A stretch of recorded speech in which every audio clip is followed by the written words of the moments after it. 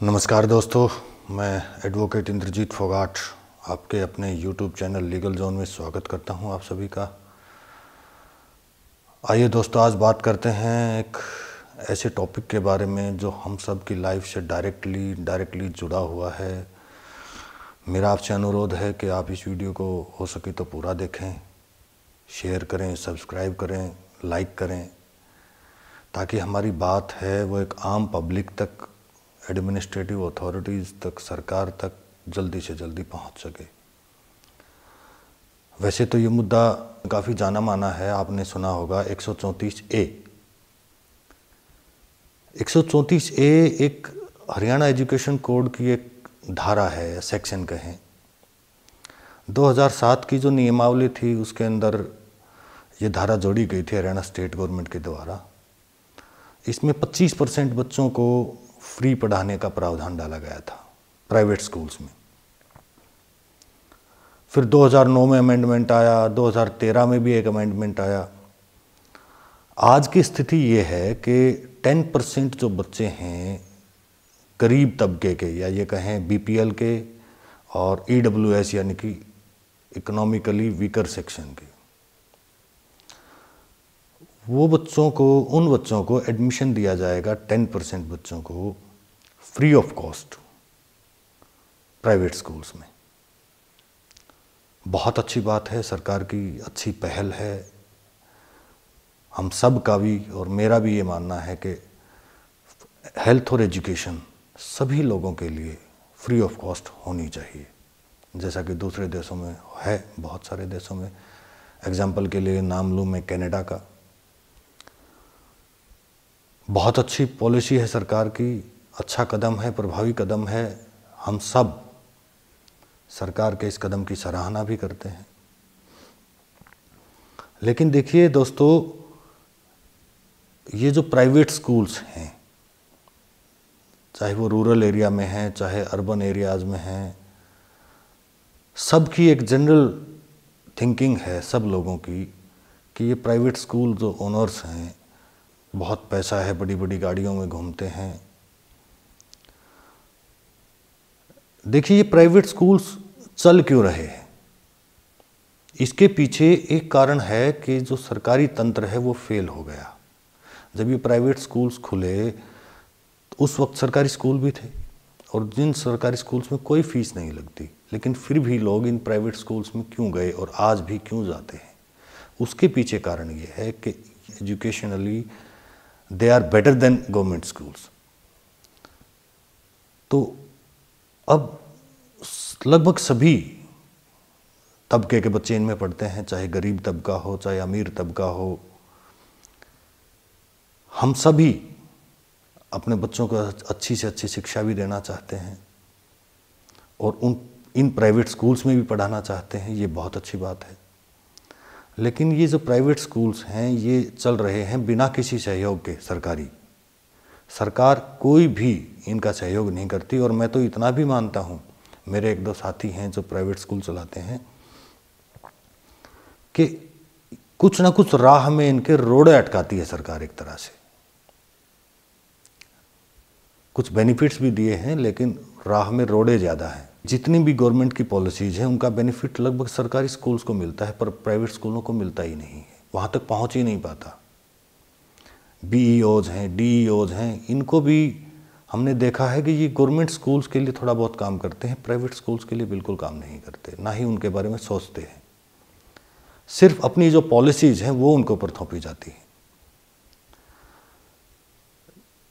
देखिए, ऐसा है, आपने देखा होगा कि इन प्राइवेट स्कूल्स में गाड़ियां चलती हैं, बसेस, जो ट्रांसपोर्ट सिस्टम काम करता है। स्कूल का बहुत सारा पैसा इस ट्रांसपोर्ट सिस्टम पर खर्च होता है। जितनी भी ट्रांसपोर्ट व्यवस्था है वो सारी की सारी इस पब्लिक के पैसे से चलती है। ये तो आप मानते हैं, हम भी मानते हैं, सभी मानते हैं। अब मैं आपके लिए थोड़ी सी जानकारी दे दूं कि एक स्कूल बस को चलाने के लिए कम से कम मंथली 40 से 50 हज़ार रुपये की किस्त इनको भरनी पड़ती है। डीजल भी लगता है, मेंटेनेंस भी लगता है,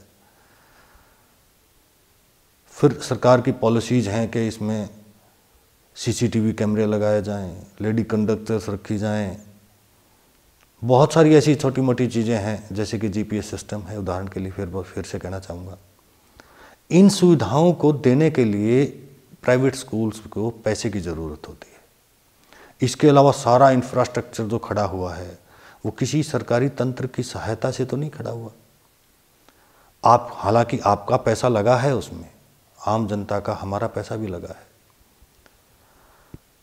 लेकिन जब इन स्कूलों की शुरुआत हुई होगी तो आपने कभी सोचा कि वो पैसा जो लगा था वो कहाँ से आया था? एक छोटा सा दुकानदार जब कोई दुकान खोलता है या कोई बिजनेस स्टार्ट करता है तो जो पैसा लगाता है उसके एवज में रिटर्न तो चाहता होगा। आज एक सरकारी स्कूल का जो टीचर है वो जब सैलरी लेता है, आप सभी जानते हैं, हम सभी जानते हैं कि अच्छी सैलरी सरकारी स्कूल के टीचर्स को मिलती है, और भी सरकारी अधिकारी जितने भी हैं अच्छी सैलरी मिलती है। ये जो स्कूल ओनर्स हैं जब अपने लगाए हुए पैसे के एवज में थोड़ा कुछ वहाँ से निकालते हैं तो उन्हें बुरा क्यों कहा जाता है? ये काम जो कर रहे हैं वो सरकार का काम है। मैं ये बता दूं कि हेल्थ और एजुकेशन प्रोवाइड करना गवर्नमेंट का काम है, ना कि प्राइवेट सेक्टर का। लेकिन फिर भी जब सरकारी तंत्र फेल हो गया था तो इन प्राइवेट स्कूल्स ने उन सरकारी स्कूलों का काम किया। और आज भी अगर ये प्राइवेट स्कूल्स हट जाए रास्ते से, कोई भी कैपेबिलिटी नहीं है उसके पास और ना ही इतना इंफ्रास्ट्रक्चर है कि इन बच्चों को पढ़ा पाएगी। देखिए, एक बात और बता दूं कि कितने ऐसे अनएम्प्लॉयड या बेरोजगार युवक युवतियां हैं जिनको इन प्राइवेट स्कूल से नौकरी दे रखी है। जितनी भी ऑटोमोबाइल कंपनीज हैं जो बसेस बनाती हैं स्कूल्स, वो चलती हैं। मार्केट में बहुत सारे मैकेनिक्स हैं, स्पेयर पार्ट वाले हैं, उनका बिजनेस भी चलता है। तो कितना बड़ा इंफ्रास्ट्रक्चर है, इसको प्रभावी तरीके से, अच्छे तरीके से चलाने के लिए कितना पैसा इन्वेस्ट करना पड़ता है, आप और हम अंदाज़ा लगा सकते हैं। इस पैसे को वो कहाँ से निकालेंगे? आपने हमें ही तो देना है, सरकार तो कोई मदद कर नहीं रही। तो मैं आपको एक बात और बता दूं कि ये जो 134A है, इसके तहत 10% बच्चे इन प्राइवेट स्कूल्स में भेजे गए। अब पिछले 4 सालों से सरकार ने एक भी पैसा इन प्राइवेट स्कूल्स को दिया नहीं है। या ये कहीं जो नेताओं ने अनाउंसमेंट की हैं, जैसे रामविलास शर्मा जी ने थोड़े दिन पहले अनाउंसमेंट की थी कुछ फंड्स की कि इन 134A के खाते में फंड्स अवेलेबल कराया जाएगा जो इन प्राइवेट स्कूल्स को दिया जाएगा। हालांकि प्राइवेट स्कूल्स ओनर्स ने काफ़ी आंदोलन भी किए, अपनी आवाज़ भी उठाई, और मेरी उनसे बात हुई थी। उनका कहना ये है कि ये जो फंड्स हैं या जो पैसा सरकार देना चाहती है वो बजाय इन प्राइवेट स्कूल्स को देने के, ये जो पेरेंट्स हैं जिनके बच्चे फ्री पढ़ रहे हैं उनके खाते में क्यों ना डालें। जितना भी पैसा आपको देना है, जो भी आपको फंड्स देने हैं, वो डायरेक्टली आप उनके खाते में डालें। वो चाहे किसी भी स्कूल में अपने बच्चों को पढ़ाएं।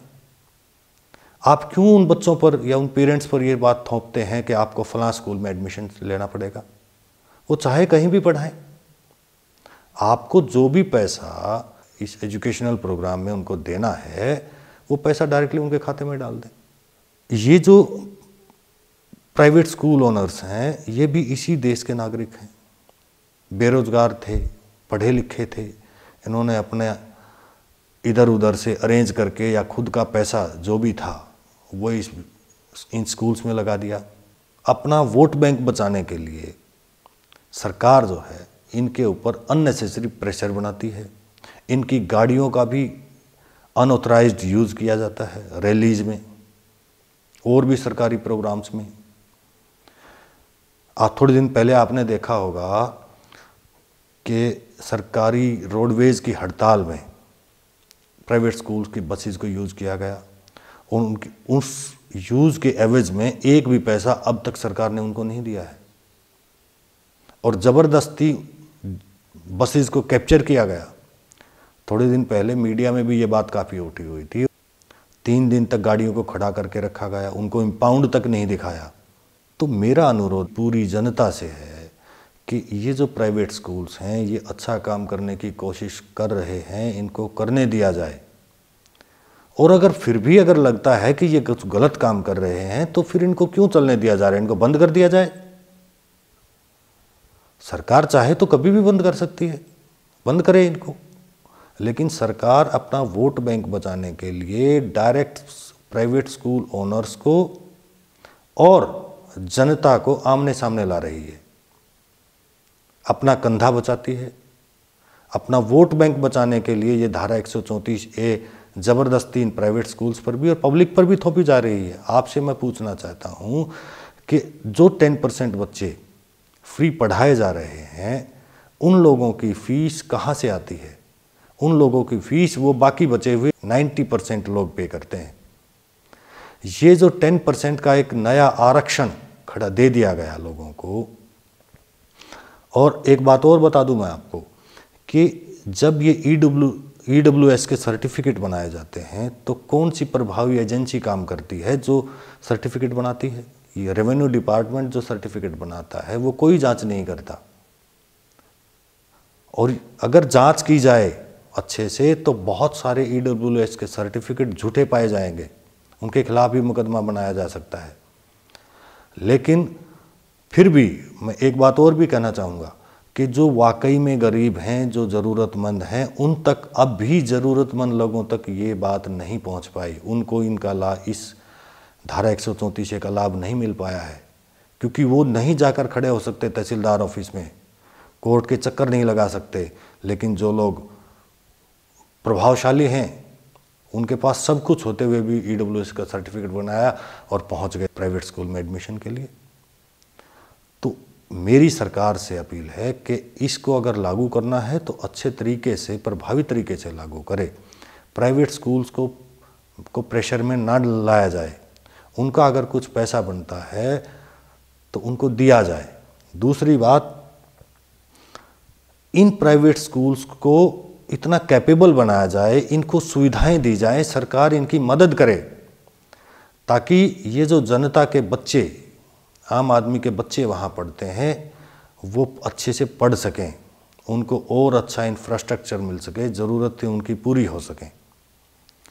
अगर सरकारी स्कूल्स में बदलाव अच्छे से सरकार लाए तो इन प्राइवेट स्कूल्स की ज़रूरत ही नहीं है। हमारी तो अपील है सरकार से कि आप अपने तंत्र सुधारें। पहले आप अपने तंत्र में सुधार करेंगे तो इसका बेनिफिट जनता को डायरेक्ट अपने आप मिल जाएगा। आप अपने सिस्टम में बदलाव करें, ना कि दूसरे के सिस्टम को के साथ छेड़खानी करें। आप डायरेक्टली उस प्राइवेट स्कूल सेक्टर के सिस्टम में घुस रहे हैं और उनको परेशान कर रहे हैं, और उस परेशानी की वजह से खामियाजा आम जनता को भुगतना पड़ता है। ये जो प्राइवेट स्कूल्स की फीस दिनों दिन लगातार बढ़ती जा रही है, इसके पीछे सरकारी पॉलिसीज़ भी हैं, क्योंकि सरकार ने ऐसी पॉलिसीज़ बना दी कि प्राइवेट स्कूल्स के खर्चे बहुत ज़्यादा बढ़ गए, और उन खर्चे पड़ने की वजह से वो भार सारा का सारा आम जनता पर पड़ रहा है, खास करके रूरल बेल्ट में, जहाँ के पेरेंट्स ज़्यादातर किसान हैं, गरीब तबके से हैं, उनकी पेइंग कैपेसिटी लो है, वो इतनी फ़ीस पे नहीं कर सकते। और ये फ़ीस इसलिए बढ़ रही है क्योंकि सरकार ऐसी नीतियाँ बनाती जा रही है। मेरा आम जनता से, पब्लिक से, सभी एडमिनिस्ट्रेटिव अथॉरिटीज़ से, सरकार से अनुरोध है कि इन प्राइवेट स्कूल्स की हेल्प करे। अगर ये कुछ गलत कर रहे हैं तो इनके खिलाफ कानूनी कार्रवाई करें, लेकिन जनता की परेशानियां ना बढ़ाएं। ये जो बच्चे हैं, इनको पढ़ाना सभी प्राइवेट स्कूल्स चाहते हैं और पढ़ा रहे हैं। अगर सरकार कोई प्रभावशाली कदम उठाए, कुछ इन प्राइवेट स्कूल्स की मदद करे, तो ये प्राइवेट स्कूल्स जो आज 10% बच्चों को पढ़ा रहे हैं, ये और भी ज़्यादा पढ़ाने के लिए तैयार हैं। उनको क्या परेशानी है? उनको परेशानी इस बात से नहीं है कि 10% बच्चों को फ्री पढ़ाया जा रहा है। उनको परेशानी इस बात से है कि उसकी एवज में उनको कुछ मिलता भी नहीं है, और दूसरा सरकार उनके ऊपर और वो बोझ डालती जा रही है अपनी पॉलिसीज़ के द्वारा। ये जो प्राइवेट स्कूल्स हैं, इनके लिए जो वर्ड लगाया जाता है प्राइवेट, मेरा ऐतराज़ है कि ये वर्ड गलत है। क्योंकि ये सरकार का काम कर रहे हैं, एजुकेशन प्रोवाइड करना सरकार का काम है। इसके अलावा सारी सरकारी पॉलिसीज़ को ये फॉलो करते हैं, तो ये प्राइवेट नहीं हुए। प्राइवेट का मतलब तो निजी होता है। अगर ये निजी हैं तो इनके ऊपर ये सरकारी पॉलिसीज़ क्यों थोपी जाती हैं, या ये जो 10% बच्चे हैं ये क्यों पढ़ा रहे हैं। तो ये जो वर्ड है प्राइवेट, ये बिल्कुल गलत है, इसको हटाया जाए। धन्यवाद।